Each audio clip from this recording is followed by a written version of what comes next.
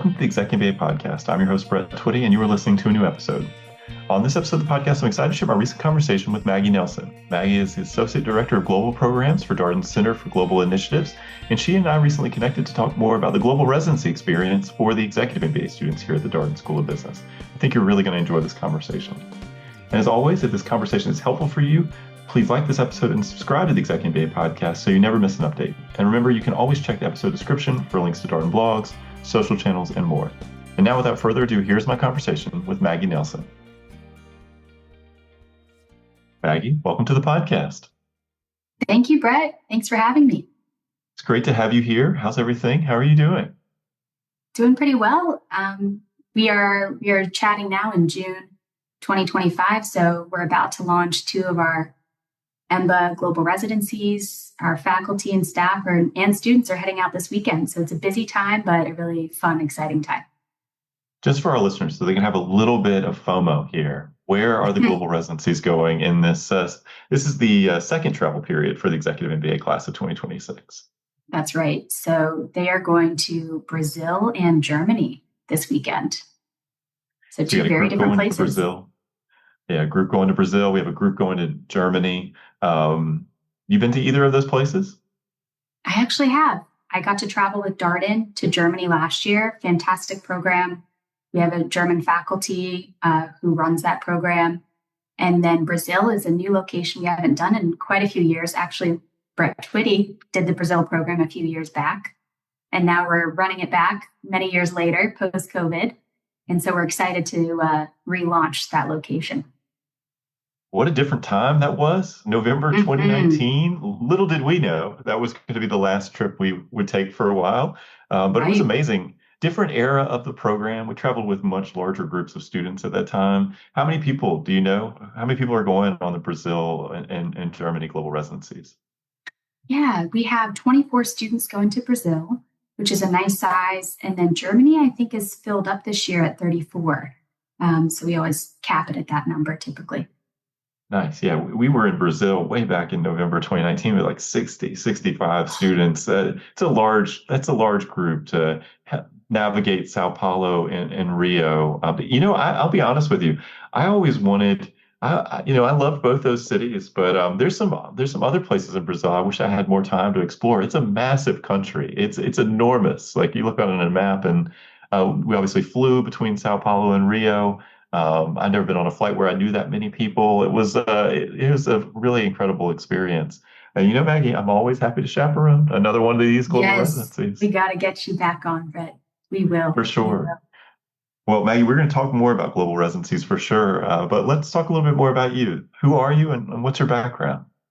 Yeah, sure. So my name's Maggie Nelsen. I've been at Darden for 2 years already, which doesn't sound that long, but I feel super integrated into the community and super happy to be here.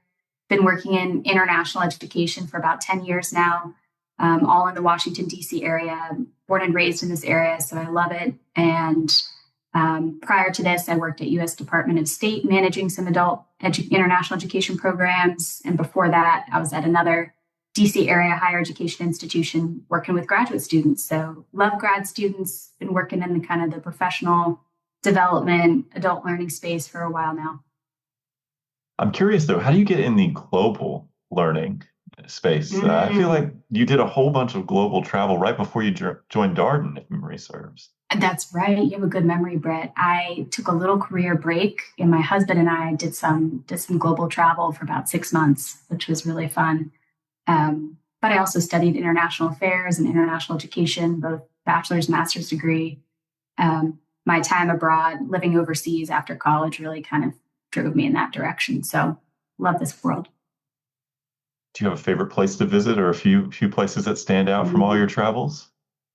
Oh, it's tough. I will say Myanmar or Burma is probably the most out there location I've been to, where you really don't see any English anywhere. Felt very foreign of all the places I've been.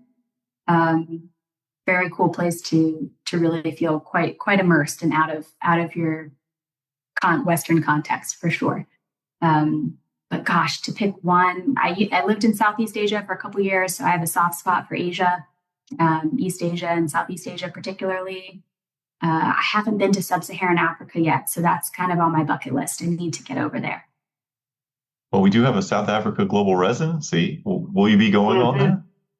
That's right. That's I should be. I should. I have not. Other of my colleagues have been managing that program in my office, but that sounds like such a great place. Long flight, though, I hear. Yeah, I think you have to fly to Europe and then fly to Mm, South Africa. I think typically a lot of people I've talked to have hmm gone through Amsterdam. I haven't been there myself either. mm. I was really intrigued. One of the global residency locations that ended up not happening for the class of 2026 just because there wasn't enough demand was a global residency in Rwanda, which sounded really hmm interesting. hmm That's right. And we have done that. We have done that before with other populations, and I think we're going to be hopefully offering it for the upcoming incoming class. So that should be exciting. Nice. Well, locations always do vary from class to class, but I look at that list when it rolls out in the summer. We're getting close to that time of year, Maggie, where we share the locations with the incoming class, typically announce it in early July. I always look forward to that list because I have such, well, again, envy of these students. Gosh, they have such incredible opportunities. And, I think about, the global residency locations, how they've evolved. Now that we've had, sort of the past few years, we've had multiple locations in Africa that have been offered. Morocco has been on the list, Rwanda, South Africa. It feels like Asia has also been an area where we've seen growing student interest. We've gone to Australia, which is quite far away. Vietnam has been pretty popular. Is that a global residency, given your love of Asia? Is that a global residency that you oftentimes will try to get on? Yes, I did have the opportunity to travel with Darden to Vietnam, which was a wonderful, wonderful program. It was great. And I was with a lot of Gemba students, which is always really special as well. So, yeah, we do bring a lot of diversity, don't we, Brett, at Darden to our global offerings, which I think is wonderful. Well, we typically will announce 10 locations. Those locations will span all major continents. Now, one of the things to note here, Maggie, is we won't travel to necessarily all 10. Depends a little bit on student demand. My sense, just from talking with you and your colleagues, is we probably need at least 20 to 25 students who are interested in a particular location to be able to offer a given global residency. Is that true? Is that how it works? That's about right. Yeah, that's about right. That's an ideal, 20 at minimum typically. We've run slightly smaller programs before, but we like to have at least 20, 25. That's ideal. Well, you mentioned this passion that you have for international travel and international education. What brought you to Darden and tried to do the role with the Center for Global Initiatives? Yeah, yeah, absolutely. I mentioned that I'd worked in higher education before, but I'd never worked at a business school. And I've worked in a lot of different roles within higher education. And being at a top business school like Darden just was really intriguing to me. And working with that particular student population and faculty population, and it has been really um, a learning experience for me over the past couple years. It's such a motivated, driven, smart, diverse group of faculty and students who are here. And I love that the EMBA program requires our students to go and have at least one global experience. I think that speaks to how important having a multicultural perspective is to leadership development, to your MBA experience. I love that we do that here. So It's interesting. The Executive MBA program is the only one of Darden's MBA programs that requires a global course as part of the requirements for graduation. As you mentioned, students have to participate in at least one week-long global residencies. We do have the GEMBA format or Global Executive MBA format, also part of the Executive MBA program. Everybody's part of the same class, all moving through the program together. But GEMBA format students are required to do four of these week-long global residencies.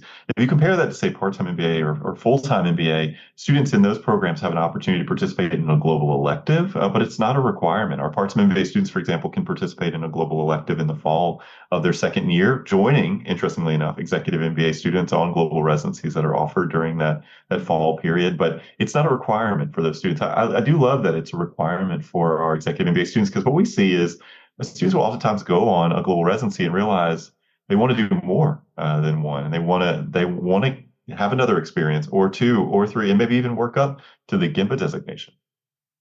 absolutely.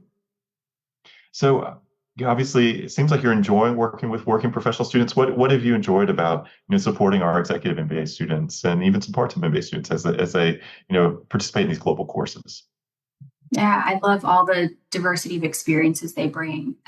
We have students who work at scale at the top levels of government. We have students who work in very like niche areas of expertise in their career. So there's such a range. And when you get a group of people like that together, where you've got at least, 6, 7 industries, all on a bus together, all in a boardroom together in a foreign country, our students enrich the learning experience in these other countries. I think that's my favorite part of being with the working professionals is they're able to just immediately apply what they're learning and say, hey, this is interesting. And also a lot of our students like to go on these residencies and visit their local office in that country. Many students say, hey, I'm going to pop out, go see my teammates who are, in Buenos Aires office or something like that. And so they enjoy that too. Yeah, and I feel like the students do a good job of planning some side trips as well, doing some travel independent of the global residency. Some of these locations are quite far away, so when you get there, you might as well make some time to see some other things. I'm thinking about we had a group, I think the class of 2023 that went to Australia, and some of the students stayed over in New Zealand for several more weeks after that course in Australia. So I want to just read out a few of the locations that have been offered for the past two classes. I mentioned before that the locations do vary from class to class. So this will be what we offered for the class of 2025 and 2026. Of course, these are the full list. As mentioned previously, we may not end up traveling or may not have ended up traveling on all of these because we need at least 20, 25 students who are interested in a particular global residency to be able to offer it. But just listen to this list of places that these students had a chance to preference from and ultimately consider traveling to: Morocco, India, Australia, Germany, South Korea, Argentina, Finland, Estonia as one course, Italy, Vietnam, adding in a few more here: South Africa, Brazil, Rwanda, as we discussed previously, and Spain is also on the list for our class of 2026. So all major continents, some incredible locations. Maggie, are there any recent global residencies that come to mind? Because I'm thinking, we just had a group travel in March 2025. Our class of 2026, they had an opportunity to participate in global residencies then, and then around that same time, maybe in February, we also had a group from our most recent graduated class, our class of 2025, that went on global residency. Anything come to mind? Yeah, gosh, there's been so many great experiences listening to all those locations. I'm thinking of some of the great programs that we've put together at those various places. Most on my mind, of course, is Brazil, because that's just the program I've been working on over the past few weeks. Excited for students to visit the biggest Latin American cosmetics company, Natura. I think Brett went there back in 2019. But Natura recently bought Avon, so they're still growing, and that should be a really interesting visit for them. Our India program is really wonderful. We actually have somebody on staff who's very experienced, Hamat Das, who's based in India and helps really put together and curate a great program there.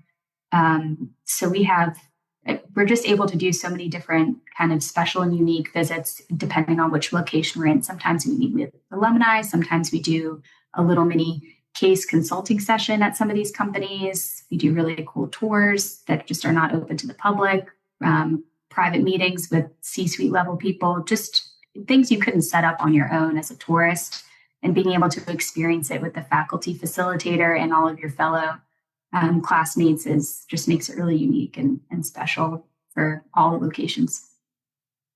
Yeah, let's talk just a little bit more detail. Let's talk about the Brazil global residency that's coming up because, having been there with students, I learned a few things about Brazil. It is really the financial, like Sao Paulo is the financial capital of South America. It's a huge economy. I think people obviously followed the conversations a few years ago about the BRIC nations. But the two cities you spend time in, Sao Paulo and Rio, could not be more different from one another in terms of, and I think they work very hard at cultivating that difference. People ask us all the time, what are you doing on these global residencies? So tell us a little bit more. You mentioned Natura, you mentioned some of the company visits. How would you describe the activities that you're doing on a global residency to someone who doesn't know as much about the global residency experience? Yes, absolutely. We tend to have around, give or take 8 different business engagements throughout the week. So, 4 to 5 business engagements in 2 different cities. You'll always get to visit 2 different cities in each week-long residency, which is great. Get a little comparison there. And then we try to have at least 2 to 3 cultural excursions. And that could be anywhere from something historical to something outdoors and recreational, to something cultural and educational. So we've done so many different things. In Brazil, they're going to go see the famous Christ the Redeemer statue and have a tour of, Sugarloaf Mountain and do all of that.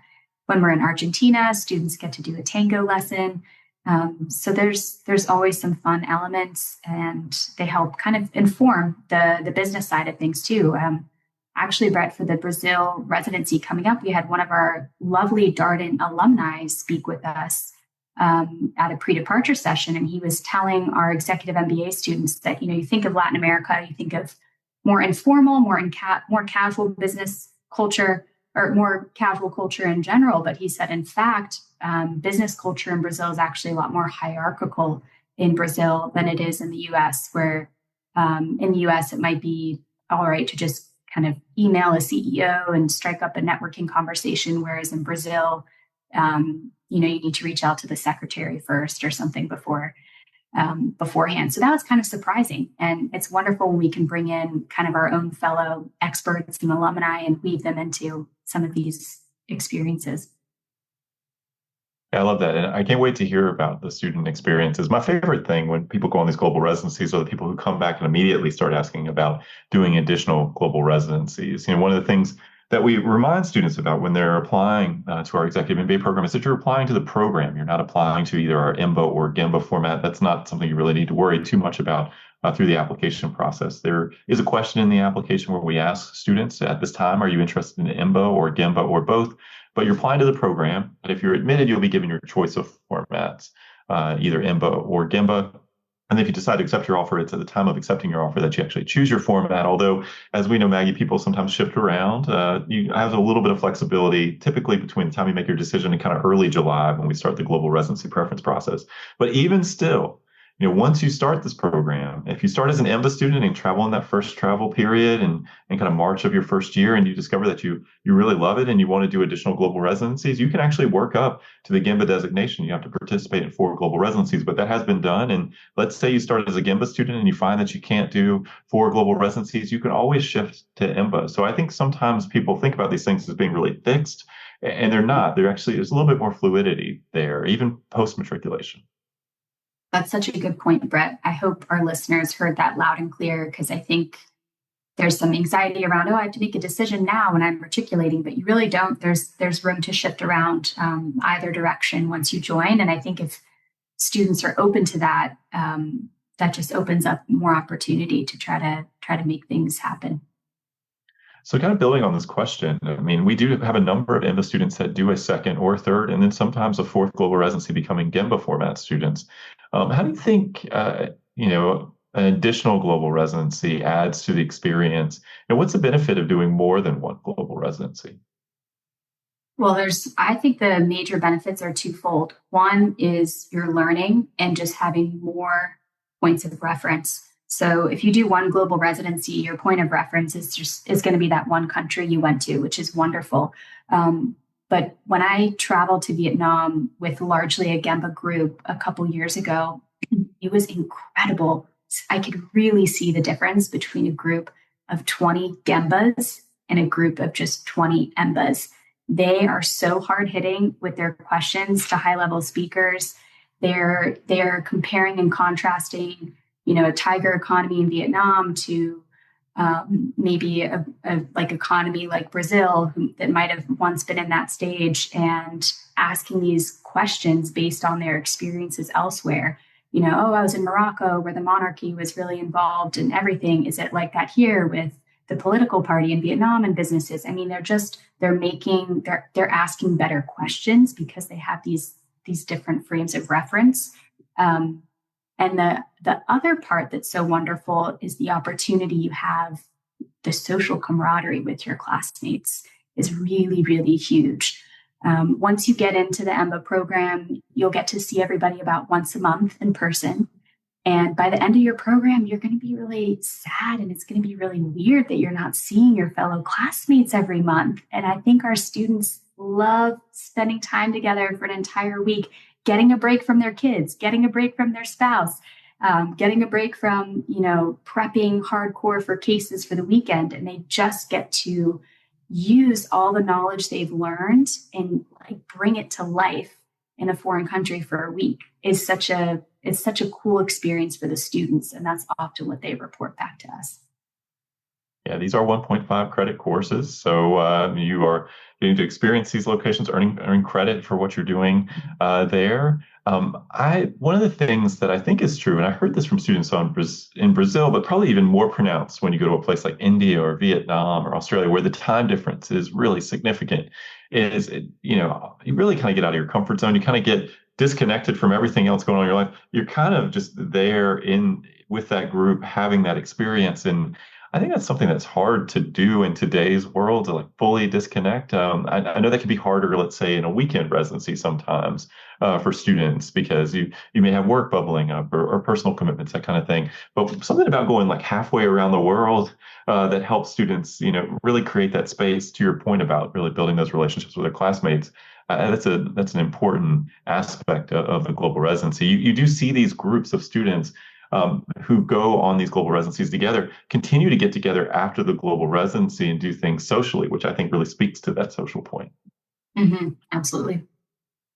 So, can I ask you just a little bit more about Vietnam? Because this is also one of the locations I've always been really interested in. I know a number of people who've gone to Vietnam really loved the experience and just talked about, I mean, everything from like just all the motorcycles in the street and just how daunting it can feel across the road there, to the incredible food and culture and just getting to experience a country that's so vibrant and so interesting, and obviously has a lot of history that's entwined with the United States as well. And so, what did you do on that global residency? Yeah, that's so many great points, Brett. Why it's such a compelling location. Its history with the U.S., its stage of economic development right now is also really interesting, and its relationship to China, its geopolitical positioning. So, a lot of compelling reasons to travel to Vietnam. Incredible opportunity for entrepreneurs, venture capitalists right now, but also looking at some of these more traditional industries like agriculture, manufacturing, that are happening alongside these more modern kind of professional services sector that is growing in that country. So comparing and contrasting some of those things and going on business visits in those various industries and sectors, I think is really amazing. We got to go to a clothing manufacturer that was making clothing for Fila, we saw, and but at the same time making clothing for all these other brands from the same fabrics, and just seeing the beginning of a supply chain in real life was pretty cool for some of these students. And then also visiting like an early startup fintech company that was trying to help regular Vietnamese do more transactions and personal banking on phones, which of course is really useful to the rural populations who may not have access to things like that outside major cities. So such diversity of what's going on economically there. And of course, culturally, you've got some French influence, you've got the banh mi on baguette, and you've got the pho noodle soup, and just so much delicious food. Everyone wanted to have clothing made when they went there. So there's so much to see in Vietnam for sure. Are you tempted to add on a side trip? Thailand, Laos? Yeah, I highly recommend it. Sapa Valley in the north, just a couple hours north of Hanoi, is beautiful. Also, Hoi An, which is like a really charming central. You fly into Da Nang to get to Hoi An, which is like a fishing village. Very, very, very nice. So many side trips. Mekong Delta outside Ho Chi Minh City. Definitely go. People like to also, a lot of our students like to pop over to Siem Reap and see Angkor Wat in Cambodia. That's a pretty easy side trip too. Man, gosh, I want to go on a global residency. So, I want to ask about any upcoming global residencies. I mean, we talked about the ones that are sort of in the near term. Is there one that you just have circled on your calendar that like you're really, really excited about for the class of 2026 that's upcoming? I think Vietnam probably is going to be on the list, I would imagine. But any other location that you're excited about? Yeah. Oh gosh. You mentioned that Rwanda is going to be a new location for this population for the executive MBAs. And we ran a really successful Rwanda program last year. So we're really excited to repeat that and kind of tweak it and modify it for our executive MBA students. Also very, very compelling country with lots of historical lessons to share with the rest of the world. Very unique government structure. I think, they have more women in government than maybe any other country. And very unique place to visit for business. Also a really great place to see startups and entrepreneurship, I believe. We also have some really wonderful kind of regional alumni connections there apparently as well. And put together a really cool program. I think there's also a safari side trip that would be really wonderful to see some of the terrain and landscape around there as well, which we also do in our South Africa program too. So that's an exciting location. I think it'd be great to get more folks to sub-Saharan Africa, because I think that's a less traveled area for a lot of people, busy working professionals. So I'm excited for that one. Yep. We sometimes get questions about how students choose their global residency. And I'll be honest with you, I've heard a lot of different things, Maggie. Sometimes it comes down to the schedule, right? These global residencies take place in particular, defined time periods. We've been talking about the first travel period, second travel period. So just for context, the executive MBA program is 21 months in duration. There are 4 defined travel periods. The first one is about 6 months into the program after quarter 3. The second one's about 10 months into the program after quarter 5. The third one's about 14 months into the program after quarter 7. And the fourth and final one is about 18 months into the program after quarter 9. And there's typically 2 to 3 global residency locations offered in each of these travel periods. Sometimes I hear, schedule that leads students to a particular global residency preference.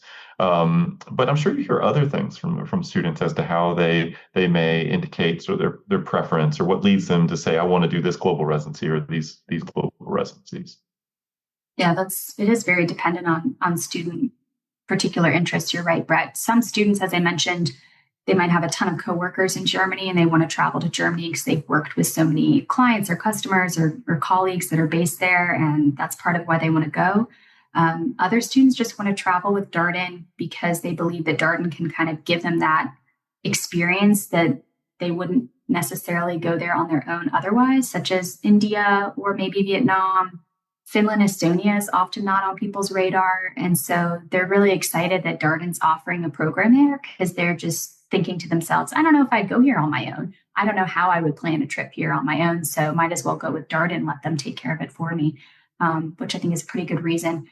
And then it does come down to schedule. And Brett sometimes, and Brett mentioned a second ago that, if you go on that first global residency and get your requirement kind of in hand early on in the program, then your decision on whether you want to do a second or third or fourth global residency can really be driven by your own interests in the location, in the industries, rather than driven by schedule and needing to get the requirement done. I appreciate that. And for folks who are wondering, the way that this process works in terms of indicating your preference, we'll announce the locations in a webinar, a live session that Maggie and I will be on for in July. And then we'll open a form which allows students to indicate their preference across the locations that we've announced. Generally speaking, MBA format students are invited to preference their top 4 locations across the first 3 travel periods. Gamba format students, because they're doing 4 global residencies, we've generally asked them to indicate their top 2 locations across each of the travel periods. And then students find out their global residency assignment during the first week of school when they're in Charlottesville for Leadership Residency 1. You won't know. We won't know exactly what is going to be taking place on a global residency when let's say you're in this preference process. Maggie, I think in the past, people sometimes will ask really specific questions about like, what companies are we visiting? What are we doing on this particular location? I think that's typically information that students don't know at the time of preferencing. Is that right? Do I have that correct? That's correct. And we honestly won't have a really confirmed itinerary until a couple weeks before we depart, in truth, because it takes several months to confirm speakers and coordinate their busy schedules. And we really prioritize having meaningful engagements over just quickly putting a schedule together. So it takes several months to kind of make sure that we're optimizing the itinerary and getting a diverse array of industries and some really stellar speakers and facilitators. And so we can always give you examples, like Brett said, of companies or industries we visited in the past. And we often do repeat really successful visits, but then we always will add in some new events and engagements too, which makes it new and exciting each time. And I know you've always been really generous with your time after we announce the locations and the open the preference process. You've always been willing to talk with incoming students about the global residencies that are offered and questions people might have. And sometimes we have folks who come back from that conversation and say, hey, do you think I could be a GIMBA format student? Do you think that's something I could do? And I always enjoy that. So that's sort of a natural bridge to my next question is like, we talked a little bit about this, but why do the GIMBA format? Wow. Obviously, it would include 4 global residencies. It's a few more days out of the office over the course of the 21 months of the program. I think most students would say, though, in the grand scheme of things, it's not really that much time away, but everybody's schedule is a little bit different. So why be a GIMBA format student? I really encourage people to look at this from themselves 5 years from now, 10 years from now, because that's when you're going to wish, gosh, I was already setting a lot of time aside to do a rigorous graduate program. I wish I had just gone ahead and done the GEMBA format. I think when you're in it right now as an applicant and when you're in it as a student, it feels like a lot. To add on even more, as Brett said, even just a few extra days of PTO can feel like a lot. But I think no one regrets doing 4 for the 2 reasons I mentioned earlier in this podcast, which is just expanding your frame of reference globally. You're going to get to speak with C-suite level people across 3 or 4 continents. That's a lot more meaningful and a lot more breadth than if you just go to one location during your time at Darden. And perhaps even more compelling to our listeners and students is just the opportunity to spend more time with your fellow classmates in a really immersive way. You're all staying in the same hotel. You're all together. You're really, as Brett said, disconnected from your work life, your personal life, and can really just focus on your own learning and being immersed in this experience. If you didn't study abroad in undergrad, if you're already a working professional, when are you going to do this again? Retirement. I do it now while you're, this is an opportunity to really just take full advantage of the Darden experience. And this is one way you can do that. I love that. And I think that's the right way to think about it, Maggie, because I always tell students, when are you going to get to do your MBA again? I think that's the best way to approach this experience generally, not just global residencies, but like this is a terminal degree. This is probably your last major educational experience. So how do you get the most out of it? How do you maximize this time? We've had some classes say, oh, we're trying to plan our own global residency after graduation. Let me tell you, it's not as easy to pull off when you have all the sort of things that are competing for your time and attention. You also don't have the resources of the Center for Global Initiatives and Maggie and the incredible team that put these courses together. So the time to do it is while you're in school, and you really want to get to graduation and have no regrets. You want to feel like you've done as much as you can, seen as much as you can. And Maggie, I've heard that point about that sort of comparative view that students have when they go on more than one global residency, and then certainly when you do 4 of these, just being in such different locations, as you heard from the lineup of places. I mean, you could go to South America, Africa, Asia, Europe. You could do all of that and think about how different those economies are from one another, the cultural context, the political context, the regional, geographic context. I mean, there's so many points of difference. And that's really what these global residencies are about, is to get you attuned to how all these things influence business. And why does business look different in Finland versus India versus Vietnam versus Argentina or Brazil? What are the forces that shape this? I think if you do 4 global residencies, you're going to come away with some good ideas as to why. Absolutely. How different, and then also how the same. I remember when we were in Vietnam, we visited a manufacturing floor that was using all German machinery. And it was a German company that some of the Gembas had actually been to when they were in Germany. So there's just the connections it's really cool to see students just making connections and the questions they ask when they have greater perspective. Maggie, a couple of questions for you here as we wrap up. Anything else that you're looking forward to in the months ahead that you're excited about? Definitely working on these new locations and new course offerings that we're bringing for the incoming class this year. And then also just continuing to have conversations with my fellow colleagues in other offices about expanding more opportunities for other professional degree student formats. I'm also working on Global Client Project right now, which is another global offering that you'll learn more about when you join Darden. It's another course. It's a little different from the global residency. So I'm just excited to we're always trying to find ways to expand more opportunities for everybody at Darden. And that's what gets me excited is all the back end work that there are so many people here at Darden who are all working together, cross-functionally to try to optimize the experience for our students. And the dedication to the student experience really is real and happening every day. Maggie, last question. You have a piece of advice for our incoming students or prospective students who are just learning about Darden or getting prepared to start their Darden experience, something you would encourage them to keep in mind?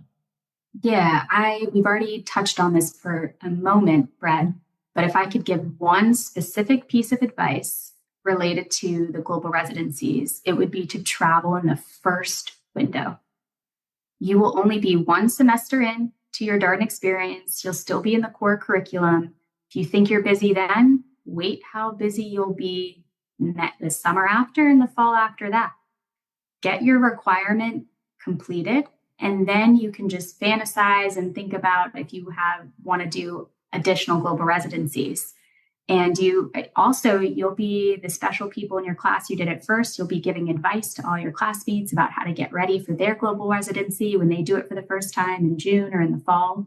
And it really opens up your schedule to being able to think about if you want to add other global residencies or even other electives come your second year. I think students just have a lot more flexibility and opportunity if they get the requirement done early. And oftentimes they just want to do more. And then you have that chance to do more if you want to. We'll get ready for everybody preferencing the March travel period. Yeah, but I think it's such good advice because it does preserve the option. Let's say you're an MBA format student and you have a hunch that you might want to be a GIMBA student. Well, it does preserve that option. And what we used to tell students, and I'm curious to hear your thoughts about this. We used to tell students, if you think you want to do more than one global residency, why not just start as a GIMBA format student? Because, you will have more choice, certainly. And, if you find that you can't do 4 global residencies, you can always shift to MBA. That's not a big deal. How do you feel about that advice, Maggie? I agree wholeheartedly, Brett. What is it that they say? Shoot for the moon. And even if you can't reach it, you'll be among the stars, that kind of mentality. Yes. Go for it. Go for the 4. And if you need to, you can always just shift to MBA. Well, I love that. Well, that's a good place to end. Thank you so much, Maggie, for your time. I always love talking about the global residencies because I just know from talking with current students just how impactful these courses are for the students. And I think sometimes when we talk to prospective students, they're really focused on the amount of time that they're going to have to be away from family or from work. And then when you talk to current students, people get into the program, your life conforms to the program. All of a sudden you discover you have more time and you start going on these courses and you realize, oh man, this is incredible. I want to do more of this. It's interesting, the juxtaposition of these two things, because oftentimes when we're talking to incoming students or prospective students, they're really like, how am I going to find a week to do this? When you start talking to current students, they're like, yeah, I'm doing 2, I'm doing 3. I'm actually going to be a GIMBA student. I'm doing 4 of these. And so that sort of change is something that I really enjoy seeing, because it just shows you that being in this environment and having these kinds of experiences just really unlocks something for students. Absolutely. Be open to having your mind change. Well, Maggie, thank you again. And it's great seeing you. And thank you for all that you're doing to support our executive MBA students. Likewise, Brett. Thanks so much. And that was my conversation with Maggie Nelsen, Associate Director of Global Programs for Darden Center for Global Initiatives. As always, if you have any comments, suggestions, requests, anything you'd like for us to cover here on the podcast, we're all ears. We can be reached at exec, that's ExecMBA at darden.virginia.edu. Till next time, stay safe, be well, and thanks for listening.